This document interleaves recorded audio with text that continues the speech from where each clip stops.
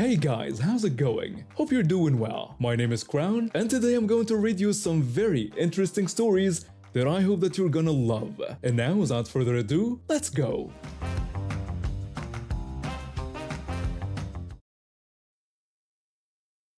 I used to work at this small cafe in town. I started there as a part-time barista while finishing college. My parents died when I was 17 and I'd been on my own since.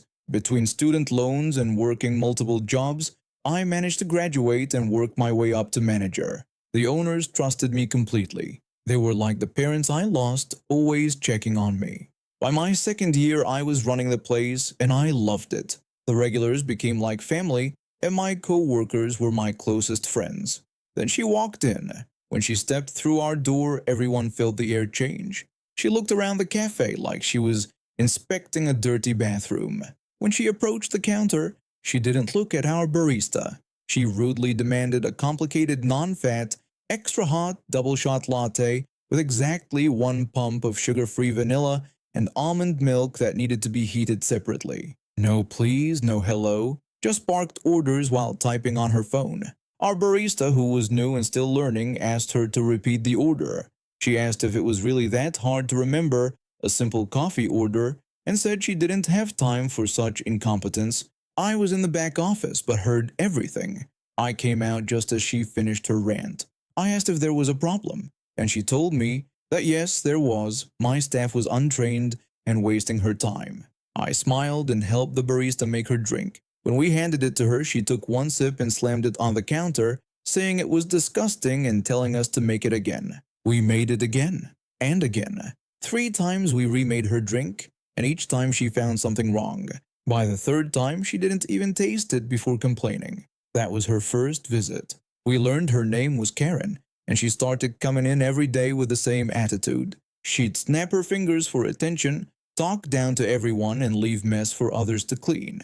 She'd leave a 20-cent tip on a $7 drink and act generous. Our regulars started avoiding her usual time slot. My staff would draw straws to see who had to serve her. I tried to be professional, but each day it got harder. One Tuesday morning, we were short-staffed because a barista had a family emergency. The line was longer than usual, and everyone was patient. Everyone except Karen. She walked in, cut to the front of the line, and started yelling. She said she had a meeting in 10 minutes and didn't have time to wait behind all these people. A customer told her that we were all waiting our turn and she needed to go to the back of the line like everyone else. Karen asked if we knew who she was. She said she spent hundreds of dollars here every month and deserved priority service.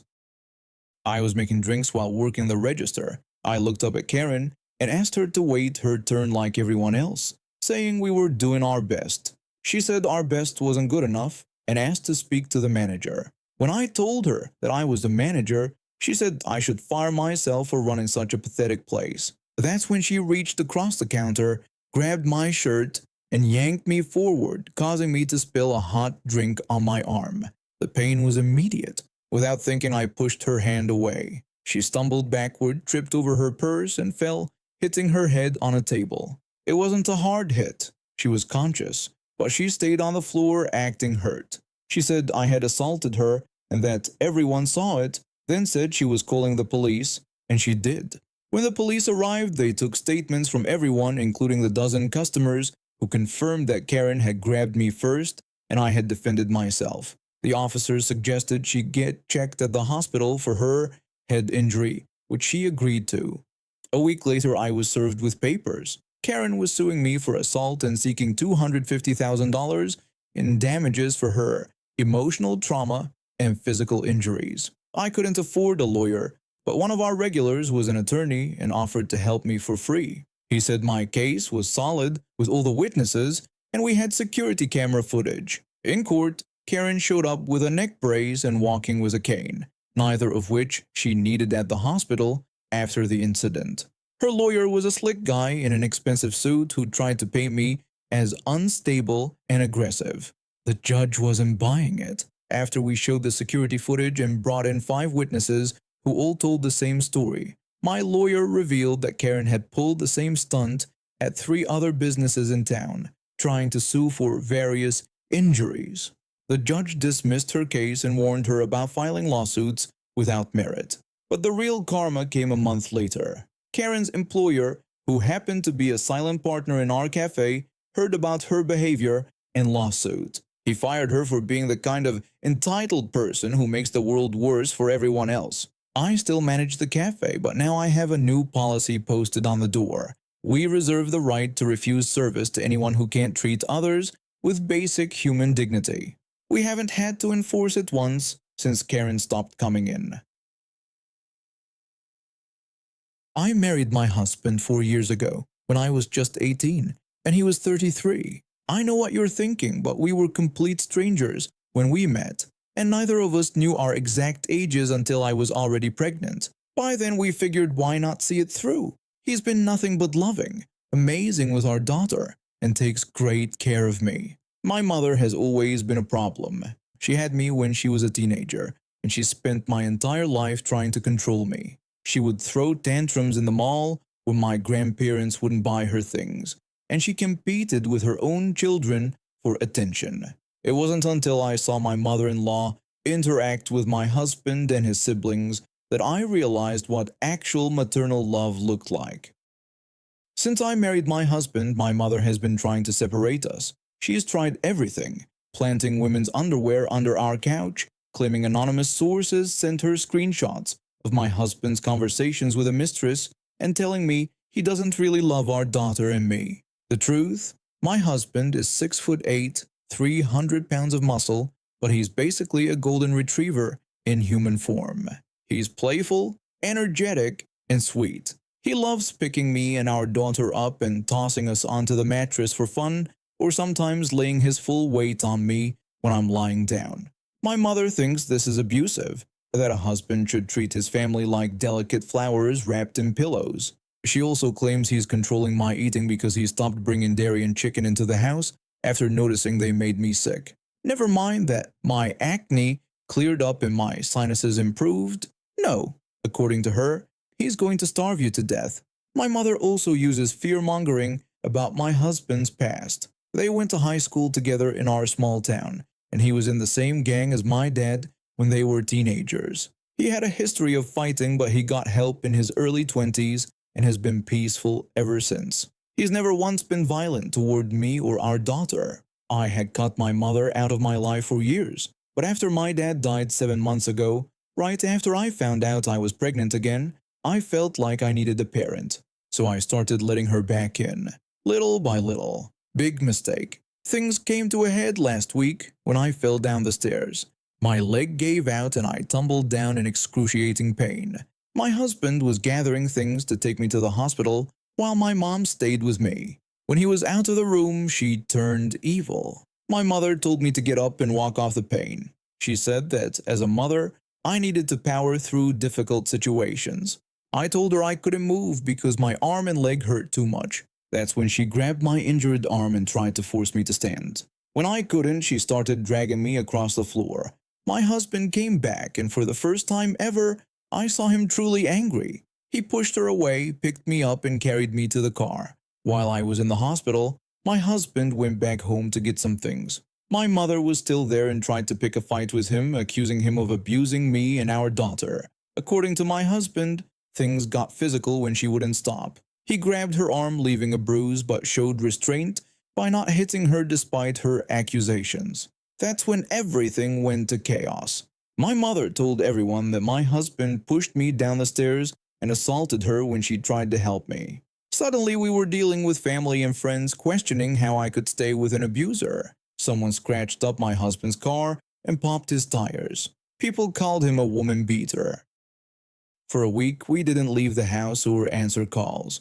My husband tried to act happy like he usually does, but I could tell he was hurt. Our daughter was confused about why her dad's car was damaged and why she couldn't see her grandmother anymore. We explained to our daughter in kid-friendly terms that grandma had lied about daddy and made mommy and daddy sad. The police showed up twice, once for a wellness check because no one had heard from me, and again because someone claimed my husband was abusing us. I lost it then, breaking down in angry tears. I made an online post telling everyone to stop harassing us and to listen to me instead of my mother. This made things worse initially, but then my grandfather stepped in. He knows his daughter is unstable and promised to help.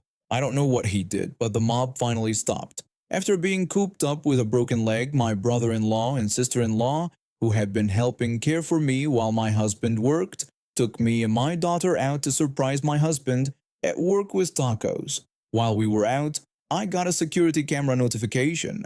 My mother and sister were at our door. My mother was banging on the door screaming that she knew I was inside and that my monster husband was keeping me and her grandbaby away. My sister was about to throw a rock through our window when we told them to leave our property. My mother started apologizing, begging me to open the door. I refused, explaining that I couldn't forgive her after she lied to everyone about my husband, pushing me down the stairs and assaulting her without provocation. She insisted that he did assault her and even tried to hit her. I told her it was her own fault and not my husband's, adding that what she said was so disgusting that I would have slapped her too if I were him. My mother scolded me for talking to her disrespectfully, reminding me that she was my mother and that her DNA ran through my veins. I shot back that my dad's DNA also ran through my veins, and that part of me wanted to beat her face with a sock full of pennies. This sent her into a frenzy, so we called the police. When they arrived, we pretended not to know my mother and sister at all, calling them strangers, harassing us. The police threatened to arrest them, and they finally left.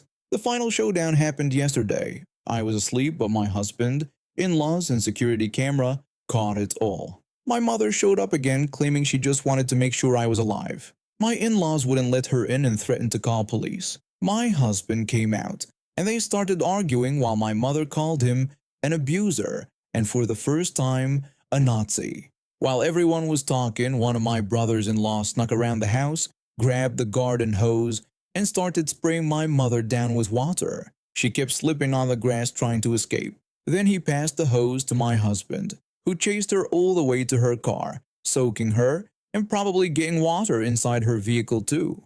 My husband had a big smile during and after the hosing. I bet it felt good to finally get some payback after all she put us through.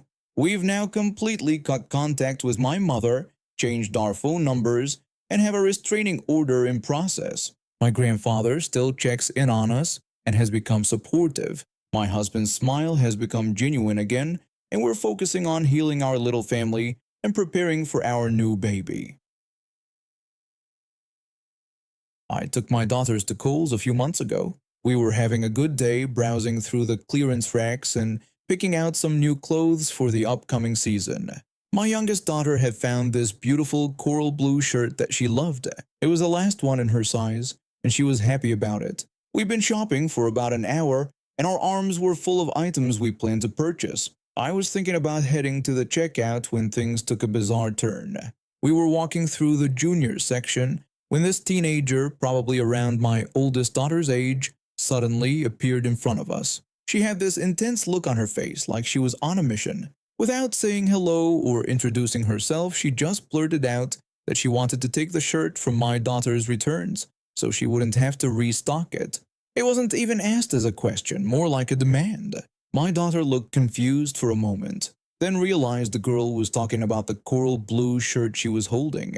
My daughter told her that she was buying the shirt and didn't work at the store. I figured that would clear things up, but instead of apologizing for the misunderstanding, this girl stepped directly in front of my daughter, blocking our path, and raised her voice. She told my daughter that she had been looking all over for this shirt and wasn't leaving without it, then threatened to call my daughter's manager if she didn't hand it over.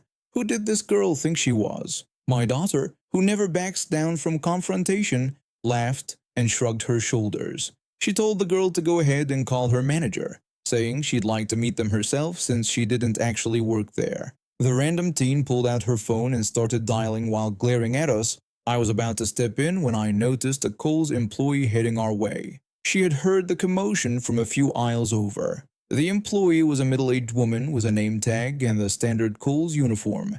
She approached us and asked if everything was okay. The random teen complained that my daughter, who she thought was an employee, was refusing to give her the shirt she'd been looking for all day and was trying to buy it herself instead of putting it back on the rack where it belonged. The employee looked my daughter up and down, noting her casual jeans and t-shirt that clearly wasn't a Kohl's uniform, then told the girl that my daughter didn't work there. The random teen's mouth dropped open, but only for a second before she doubled down. She said my daughter still had the last shirt in her size and claimed she had seen it first. My daughter told her that wasn't true. She said she had found the shirt on the rack 20 minutes ago. It was the last one, and she was buying it.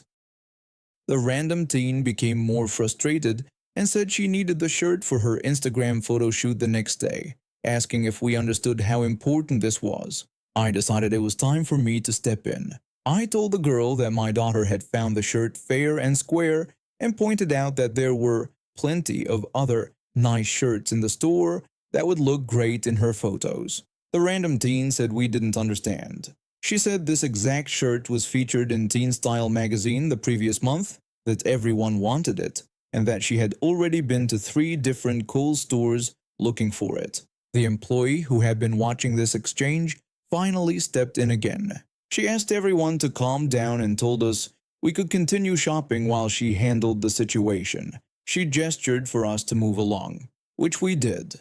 As we walked away, I could hear the random teen still protesting loudly. She was complaining about how unfair it was and threatening to talk to the manager and leave a terrible review online. We didn't stick around to hear the rest. We headed straight to the checkout line, paid for our items, including the coral blue shirt, and left the store quickly. As we were walking to our car, my daughter held up the shopping bag containing her new shirt with a smile. She said the experience had been entertaining and joked that the shirt was now her lucky shirt. I mentioned that we had learned something that day about entitlement. My daughter agreed and made a joke about how some people think the world revolves around their Instagram feed. We laughed about it on the way home, and my daughter wore that shirt to school the very next day. She even took a selfie in it and sent it to me during lunch with a message saying no entitled teenagers had tried to steal her shirt that day. Yet, every time she wears that coral blue shirt now, we remember the random teen who thought she could demand whatever she wanted simply because she wanted it. I work at Westside Medical Clinic, and last Tuesday started like any other day. The morning rush had us busy with the usual patients, seniors getting checkups, parents with sick kids, and the occasional emergency. Our sign-in system is simple. Patients write their name on a clipboard, and we call them in order. Dr. Miller is the only physician on Tuesdays, so the wait can get long. Around 9:30 a.m. this woman came in. She was middle-aged with an expensive coat and giant purse. She wrote her name at the top of our sheet and tapped her foot impatiently. I heard her asking my coworker about seeing the doctor for her medication and complaining about the wait time. My coworker told her the wait would be about 45 minutes. The woman sighed and looked at her watch. She complained about having important meetings. My coworker suggested rescheduling, but she said she needed her prescription today. After sitting for 5 minutes, she walked back to my desk. She said the wait was too long and she had to go somewhere, but would return. I warned her that leaving meant losing her place in line. She said she'd only be gone briefly and wanted to keep her spot. I explained our policy about signing in again upon return. She left anyway. We crossed her name off and continued seeing patients. The waiting room filled up quickly. An hour later, she burst through the door and came straight to my desk. She said she only needed 5 minutes with the doctor for her medication. I reminded her she lost her place when she left and would need to sign in again. She said that was absurd since she was one of the first people there. I said many patients had signed in since she left. She became agitated, insisting she only needed 5 minutes. I told her everyone else needed to see the doctor too. She asked for my manager. My supervisor came over and heard the problem. The woman said we were being unreasonable. My supervisor explained our policy about losing your place if you leave. The woman said no one told her this. I said I had. She said she just went to the pharmacy. My supervisor said we couldn't let people cut in line after leaving. The woman asked if she had to waste her morning waiting. My supervisor offered to let her sign in again or schedule another day. The woman said it was ridiculous, made a comment about knowing what she sees, and stormed out, slamming the door hard enough to knock off the bell. An elderly man joked about getting popcorn with his flu shot. and everyone laughed. We fixed the bell and continued our day. 2 days later, she returned, signed in without complaint, and mumbled something like an apology when it was her turn. And now we have reached the end of today's stories. Thank you for watching, and see you next time.